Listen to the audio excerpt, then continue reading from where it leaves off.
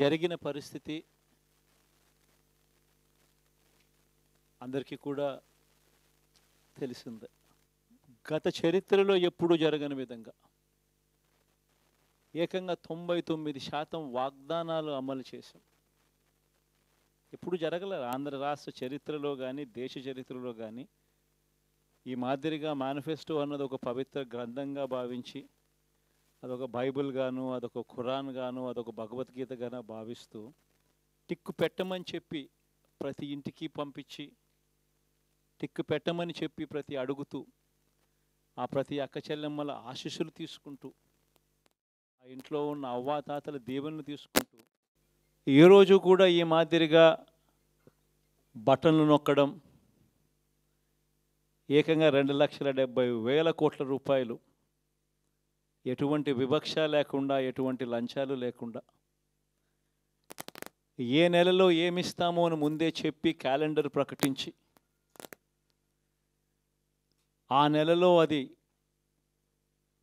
తప్పకుండా ప్రతి సంవత్సరం తూచా తప్పకుండా ప్రతి సంవత్సరం అది జరిగేట్టుగా చేస్తూ ఏకంగా 2,70,000 కోట్ల రూపాయల వివిధ పథకాల ద్వారా మాట తప్పకుండా జరగడం కూడా గతంలో ఎప్పుడూ కూడా చూడలేదు, జరగలేదు. ఇవన్నీ కూడా నేను ఏదైతే చెప్తా ఉన్నానో ఇవన్నీ ఎప్పుడూ చూడని మార్పులు, గతంలో ఎప్పుడూ జరగని సంస్కరణలు.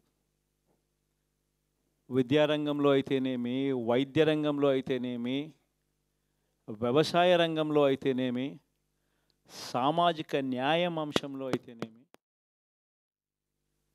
మహిళా సాధికారత అంశంలో అయితేనేమి, గవర్నెన్స్ విషయంలో అయితేనేమి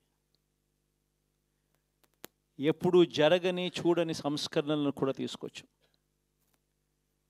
ఇవన్నీ నేను ఏదైతే చెప్తా ఉన్నానో ఇవన్నీ మనం చేసి చూపించి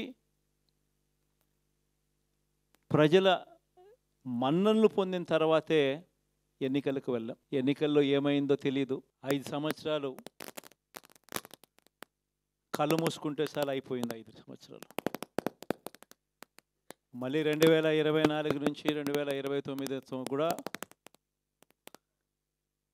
అదే మాదిరిగానే కళ్ళు మూసుకుంటే 2029 కూడా కళ్ళు మూసుకుంటే వచ్చేస్తుంది. ఇవి మనం గుర్తుపెట్టుకోవాల్సిన అంశం ఏమిటి అని అంటే సినిమాలో ఓన్లీ ఫస్ట్ హాఫ్ మాత్రమే అయ్యింది. గతంలో కూడా ఇదే మాదిరిగా పరిస్థితులు ఉన్నప్పుడు కూడా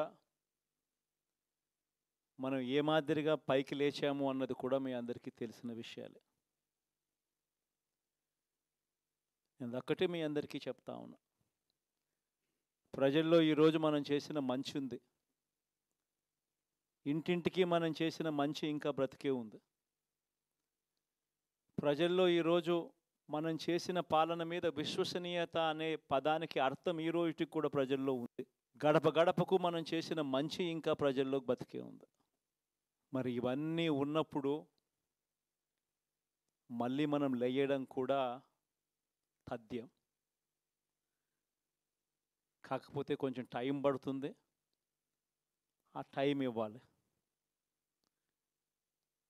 ఆ టైం ఇచ్చినప్పుడు, అది జరిగినప్పుడు, పాపాలు పండినప్పుడు ఖచ్చితంగా మళ్ళీ మనం పైకి లేస్తాం. ఈ విషయం ప్రతి ఒక్కరం కూడా గుర్తుపెట్టుకోవాలి.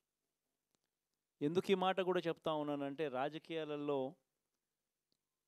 అన్నిటికన్నా ముఖ్యమైన అంశం క్యారెక్టర్, విలువలు, విశ్వసనీయత. ఈ పదాలకు అర్థం తెలిసి ఉండడం రాజకీయాలలో చాలా అవసరం.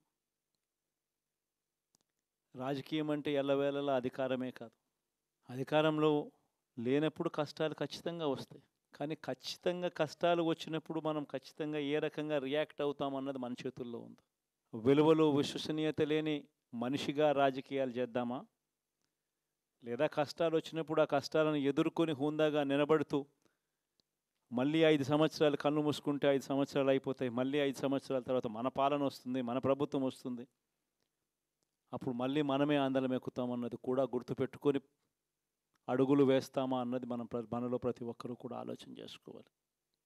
ఇదే మన ప్రభుత్వం అధికారంలో ఉన్నప్పుడు కులం చూడలేదు, మతం చూడలేదు, ప్రాంతం చూడలేదు, రాజకీయాలు చూడలేదు. చివరికి ఏ పార్టీకి ఎవరు ఓటు వేశారు అన్నది కూడా చూడకుండా ప్రతి పథకము కూడా డోర్ డెలివరీ చేయించాం మనం. అర్హత మాత్రమే ప్రామాణికంగా తీసుకొని ప్రతి పథకము, ప్రతి మంచి కూడా ప్రతి ఇంటికి డోర్ డెలివరీ చేయించాం.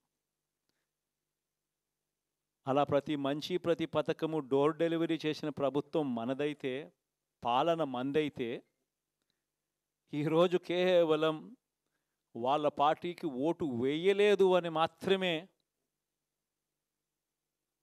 ఓటుకు వేయకపోవడమే పాపం అన్నట్టుగా ఈరోజు రావణ కాష్టం సృష్టిస్తూ ఉన్నారు, విధ్వంసం చేస్తూ ఉన్నారు, ఆస్తులు నష్టం చేస్తున్నారు, కొడతా ఉన్నారు, అవమానిస్తూ ఉన్నారు.